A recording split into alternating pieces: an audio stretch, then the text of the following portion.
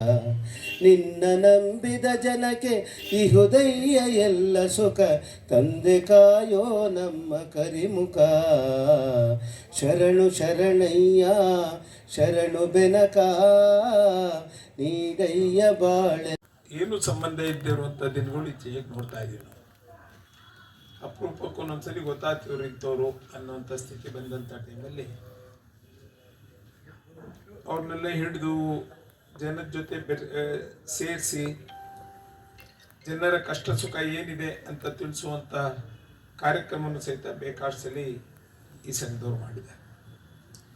ಅನೇಕ ಸಾಹಿತಿಗಳು ಕೇಳಿದ್ರೋ ಕೇಳ್ತಿಲ್ವೋ ತಿಪ್ಪೂರ ಹೆಸರು ಅಂಥ ಸಾಹಿತಿಗಳನ್ನೆಲ್ಲ ಇಲ್ಲಿ ಕರೆಸಿ ಮಕ್ಕಳಿಗೆ ಜನಕ್ಕೆ ತಿಳಿಸುವಂಥ ಕಾರ್ಯಕ್ರಮವನ್ನು ಸಹಿತ ಮಾಡಿದ್ದಾರೆ. ಮೂರನ್ನು ಹೇಳಿದ್ರು ಅವರು ಎಲ್ಲ ಥರದ ಕಾರ್ಯಕ್ರಮಗಳನ್ನು ನಾವು ಮಾಡ್ತೀವಿ. ಇತ್ತೀಚಿನ ದಿನಗಳಲ್ಲಿ ಮಕ್ಕಳು ಫೋನಿನ ಅಭ್ಯಾಸ ಆದಮೇಲೆ ಸಮಾಜದ ಮಧ್ಯೆ ಬರದೇ ಇರುವಂಥ ಕಾಲದಲ್ಲಿ ಮತ್ತೊಮ್ಮೆ ಯಂಗರ್ ಜನ್ರೇಷನ್ನ ಸಮಾಜದ ಮಧ್ಯೆ ಬೆರೆಸಿ ಸಮಾಜದ ಜೊತೆಗೆ ಸೇರಿಸಿ ಸಮಾಜದ ಕಷ್ಟ ಸುಖಗಳನ್ನ ಅವರು ಅರ್ಥ ಮಾಡ್ಕೊಳ್ಳುವಂಥ ಪ್ರಯತ್ನವನ್ನು ಮಾಡಿಸುವಂಥದ್ರಲ್ಲಿ ಸಂಘ ಯಶಸ್ಸಾಗಿದೆ. ಇನ್ನೊಂದು ಸ್ವಲ್ಪ ಜಾಸ್ತಿ ಆಗಲಿ ಅಂತ ಅಪೇಕ್ಷಿಸ್ತಾ ತಾಲೂಕಿನ ಕಷ್ಟಗಳನ್ನ ಎಲ್ಲರಿಗೂ ತಿಳಿಸುವಂಥ ಪ್ರಯತ್ನವನ್ನು ಮಾಡೋದ್ರ ಮೂಲಕ ಮತ್ತು ಎಲ್ಲ ಸಮಸ್ಯೆಗೆ ಒಂದೇ ಪರಿಹಾರ ಸಿಗುತ್ತೆ ಅಂತಲೂ ಏನಿಲ್ಲ. ಆದರೆ ಪ್ರಯತ್ನ ಮಾಡ್ತಿದ್ರೆ ಪರಿಹಾರ ಇದೆ ಅನ್ನೋದಕ್ಕೆ ಈ ಸಂಘಟನೆ 24 ವರ್ಷದಿಂದ ಕೆಲಸ ಮಾಡ್ತಿರುವಂಥದ್ದು ಒಂದು ನಮ್ಮ ಕಣ್ಣು ಮುಂದಿರುವಂಥದ್ದು. ಇದು ಮುಂದುವರಿಲಿ, ಜನರ ಕಷ್ಟ ಸುಖಗಳಿಗೆ ಸ್ಪಂದಿಸುವಂಥ ಅವ್ರಿಗೆ ಸ್ವಾಭಿಮಾನವನ್ನು ತರುವಂಥ ಪ್ರಯತ್ನ ಆಗಲಿ ಅಂತ ಆಶಿಸ್ತಕ್ಕಂಥ ಮಾತಾಡಲು ಅನುಕೂಲ ಮಾಡ್ಕೊಡ್ತೇನೆ. ಎಲ್ಲರಿಗೂ ಒಂದು ಸ್ಥಾನ ಚಟುವಟಿಕೆಗಳು ಇದೆಲ್ಲ ನಡೀತಾ ಇದೆ. ಅದ್ರ ಮೇಲೆ ನಾವು ಇವತ್ತು ನೋಡಬೇಕಾಗತ್ತೆ ಆ್ಯಕ್ಚುಲಿ. ಸೊ ಇದ್ರ ಬಗ್ಗೆ ಕಂಪೇರ್ ಮಾಡಿಕೊಂಡ್ರೆ ನಮ್ಮ ಸುತ್ತಮುತ್ತ ತಾಲೂಕುಗಳಲ್ಲಿ ಈ ಥರ ನಾನು ಸಾಮಾಜಿಕ ಕಳಕಳಿ ಇರುವಂಥ ಒಂದು ಸಂಘ ಮತ್ತು ಅದರ ಚಟುವಟಿಕೆಗಳನ್ನ ಭಾಳ ಜಾಸ್ತಿ ನೋಡ್ತಾರೆ ಅಂದರೆ ತಿಪ್ಟೂರು ತಾಲೂಕಲ್ಲಿ ಅಂತ ಹೇಳಲಿಕ್ಕೆ ಇಷ್ಟಪಡ್ತೀನಿ.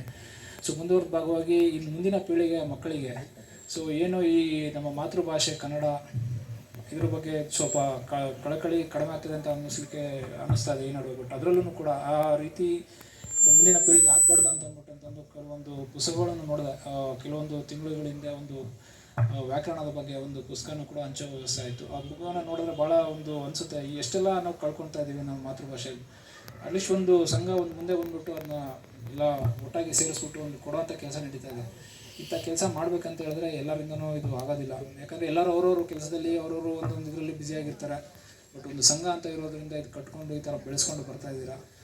ಸೊ ಕೆಲವೊಂದು ಅಂಶಗಳನ್ನ ರೇಣುಕಾನವರು ಹೇಳಿದ್ರು, ಅದೆಲ್ಲ ಖಂಡಿತವಾಗಿ ಅಬ್ಸರ್ವ್ ಮಾಡುವಂಥ ಒಂದು ವಿಷಯಗಳದೆಲ್ಲ. ಸೊ ಇದೇ ರೀತಿ 24 ವರ್ಷ ಆಗಿದೆ. ಇದೇ ರೀತಿ ಮುಂದೆನೂ ಕೂಡ ದಾಪುಗಾಲಾಗ್ತಾ ಇನ್ನೂ ದೊಡ್ಡ ಮಟ್ಟದಲ್ಲಿ ಬೆಳೀಲಿ. ಮತ್ತು ಏನೋ ಈ ನಮ್ಮ ಮುಂದಿನ ಪೀಳಿಗೆಯವರು ಭಾಳ ಮೊಬೈಲ್ ಅಡಿಕ್ಷನ್ ಎಲ್ಲ ಇದೆ. ಸೊ ಅದರಿಂದ ಗೀಳಿಂದ ಹೊರಗಡೆ ಬರೋದಕ್ಕೆ ಆದಷ್ಟು ನ್ಯೂನತೆಯಿಂದ ಕೂಡಿರುವಂಥ ಒಂದು ನವನವೀನ ಮೆಥಡ್ಗಳೇನಾದ್ರು ಇದ್ರೂ ಕೂಡ ದಯವಿಟ್ಟು ಅಳವಡಿಸ್ಕೊಂಡು ಅವರು ಕೂಡ ಅನುಕೂಲ ಮಾಡಲಿ ಅಂತ ಹೇಳ್ತಾ ಒಂದೆರಡು ಮಾತುಗಳನ್ನ ಮುಗಿಸ್ತೀನಿ. ನೆನ್ಕೊಳ್ತದೆ ಆ ಥರನೇ ಇರ್ತದೆ. ಸೊ ಆ ಥರನೇ ಸಾಂಸ್ಕೃತಿಕವಾಗಿ ತಿಪ್ಪೂರು ಮುಂಚೆಯಿಂದಲೂ ಸಾಂಸ್ಕೃತಿಕವಾಗಿ ಸಾಹಿತ್ಯವಾಗಿ ಅಥವಾ ಕಲೆಗೆ ತುಂಬ ಪ್ರೋತ್ಸಾಹನ ಬೆಳೆಸ್ಕೊಂಡು ಬಂದಿದೆ. ಆ ಥರನೇ ನಮ್ಮ ಬಯಲುಸೀಮೆ ಸಂಘವು ಎಲ್ಲರನ್ನ ಅಷ್ಟೊಂದು ಪ್ರೋತ್ಸಾಹ ಕೊಡ್ತಾ ಬೆಳೆಸ್ಕೊಂಡು ಬಂದಿದೆ. ಮತ್ತು ಅಲ್ಲಿನೂ ಇಲ್ಲಿ ಪ್ರಶಾಂತ್ ಸರ್ ಇರ್ಬೋದು, ರೇಣುಕಾಯ್ ಸರ್ ಇರ್ಬೋದು, ಅವರೆಲ್ಲ ಹೇಳ್ದಂಗೆ ಸಂಘದಿಂದನೂ ತುಂಬ ಮೌಲ್ಯವಾಗಿ ಏನೇನು ತಿಪ್ಪೂರಿಗೆ ಸಂಬಂಧಪಟ್ಟಂಗಿದೆ ಅದನ್ನು ಬೆಳೆಸ್ಕೊಂಡು ಬಂದಿದ್ದಾರೆ. ಅದೇ ಸಂಘ 24 ವರ್ಷ ಆಗಿದೆ. ಇನ್ನು ಮುಂದೆ ನೆಕ್ಸ್ಟ್ 25 ವರ್ಷ ಒಂದು ಮೈಲ್ಗಲ್ ದಾಟುತ್ತೆ. ಅದೇ ಮೈಲ್ಗಲ್ಸ್ ಒಂದು 50 ವರ್ಷ 100 ವರ್ಷ ಆಗಿ ತಿಪ್ಟೂರಿನ ಸಂಸ್ಕೃತಿಯನ್ನು ಸಾಹಿತ್ಯವಾಗಿ ಅದು ಸಾಂಸ್ಕೃತಿಕವಾಗಿ ಆಗಲಿ ಯಾವುದೆಲ್ಲದನ್ನು ಬೆಳೆಸ್ತಾ ತಿಪ್ಟೂರಿನ ಈ ಗರಿಮೆಯನ್ನು ಇನ್ನೂ ಹೆಚ್ಚಿಗೆ ಬೆಳೆಸಿದೆ ಅಂತ ಹೇಳ್ತಾ ತಮ್ಮೆಲ್ಲ ಸಂಸ್ಥಾಪನಾ ದಿನಾಚರಣೆಯನ್ನು ಆರಂಭಿಸಿದೆ.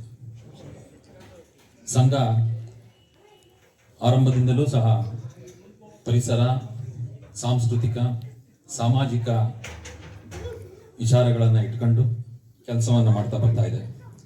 ಕನ್ನಡದ ಕವಿಗಳನ್ನು, ಹೆಸರಾಂತ ಕವಿಗಳನ್ನು ಕರೆಸ್ತಕ್ಕಂಥದ್ದು, ಮಕ್ಕಳಿಗೆ ಪರಿಚಯಿಸ್ತಕ್ಕಂಥದ್ದು, ಅದರ ಜೊತೆಗೆ ನಾಡಿನ ಪ್ರಸಿದ್ಧ ಪತ್ರಕರ್ತರನ್ನು, ದಕ್ಷ ಅಧಿಕಾರಿಗಳನ್ನು ಕರೆಸ್ತಕ್ಕಂತಹ ಒಂದು ವೇದಿಕೆಯಾಗಿದೆ.